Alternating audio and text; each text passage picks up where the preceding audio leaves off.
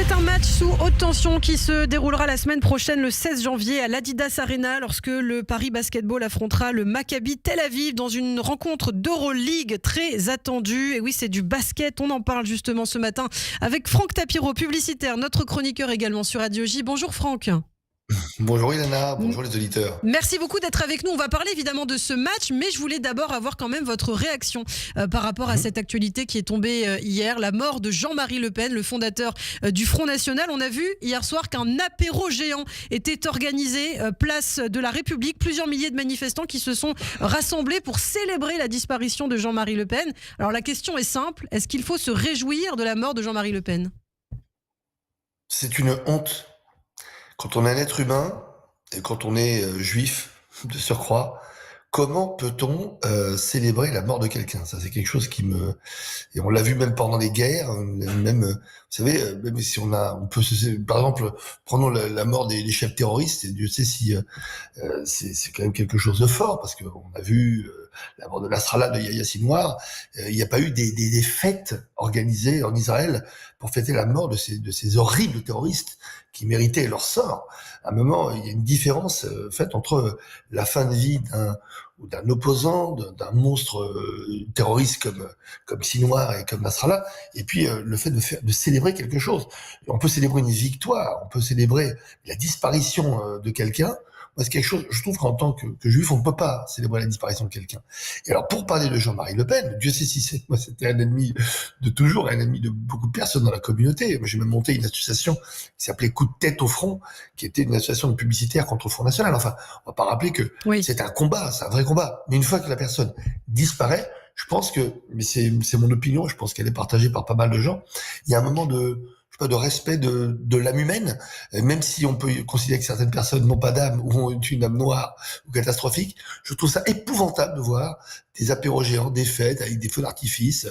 C'est comme, vous savez, c'est comme les gens à Gaza qui distribuent des petits bonbons et des gâteaux dès qu'on tue un juif. Donc à un moment, je pense que ce n'est pas du tout dans l'esprit juif de fêter la mort de quelqu'un. Alors vous êtes aussi avec nous ce matin, Franck, pour nous parler de ce que vous allez organiser le jeudi 16 janvier. Donc vous permettez en tout cas à ceux qui le souhaitent de venir participer, de venir soutenir l'équipe israélienne du Maccabi. Donc la rencontre de l'Euroleague de basket entre Paris Basketball Paris et le Maccabi Tel Aviv. On a vu d'ailleurs que les supporters du Paris Basketball avaient appelé à boycotter ce match. Alors qu'est-ce que vous organisez ? Qu'est-ce que vous en pensez d'ailleurs ? Je trouve ça un peu déplorable. On en a parlé d'ailleurs avec les dirigeants du Paris Basket, avec qui on est en train d'organiser de façon très sereine cette rencontre. Vous savez, tout le monde parle de tension, etc. Moi, je parle plutôt aussi de moments de fête. Hein. C'est d'abord un match de sport, c'est un match de basket. Je peux vous dire qu'on y va, nous, pour faire la fête. On y va avec une tribune remplie, la tribune away, la tribune des supporters normalement étrangers, qui sera vide parce que les supporters israéliens ne peuvent pas venir assister à cette rencontre. Donc, on a décidé de les remplacer. Donc, on a fait un appel aux supporters de la paix, comme on avait fait pour le Stade de France. Ça avait été vraiment un succès total.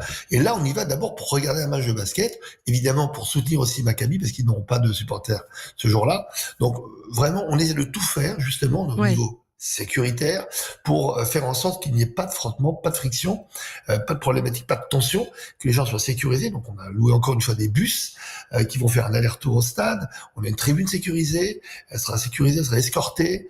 Il y a le SPCJ, il y a la police. Vraiment, on a tout fait justement pour conserver cet esprit de fête. Vous savez, moi, je suis sportif, j'aime le sport, encore plus le basket, qui est vraiment un des rares sports chauds aujourd'hui où on peut encore assister à des rencontres de façon assez sereine, même s'il y a eu, c'est vrai, il y a eu le match Nanterre contre Rollon, mais je pense que, bon, il y a tout le temps, il suffit de 2-3 personnes, vous savez, pour semer la discorde, mais nous, on y va vraiment pour montrer d'abord une exemplarité en termes de comportement, pour soutenir l'équipe de Tel Aviv, pour aussi être là et faire la fête et montrer que rien ni personne ne peut empêcher des Israéliens ou des Juifs d'aller dans un stade pour soutenir une équipe. Alors la Diaspora Defense Force, dont vous êtes le fondateur, Franck, a tout organisé pour la sécurité justement des participants. Bus, aller-retour sécurisé, escorté jusqu'au stade, tribune privatisée et sécurisée, collation offerte, ainsi que des goodies, des t-shirts, des drapeaux, tout ce qu'il faut. On peut encore participer très rapidement. Franck, si on veut s'inscrire, comment faire ? Bien sûr, il y a un lien, c'est basket.ddforces des forces au pluriel avec un S à la fin, .com, c'est un lien.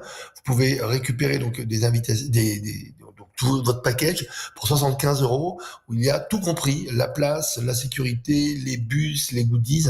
Donc on a réussi à faire un package Très bien. moins cher possible pour que les gens puissent participer en sécurité. Surtout, c'est très important. Essayez d'éviter d'y aller seul dans les transports. Quand même, les abords de l'Arena, de l'Adidas Arena, Porte de la Chapelle, c'était pas totalement safe, hein, comme on dit.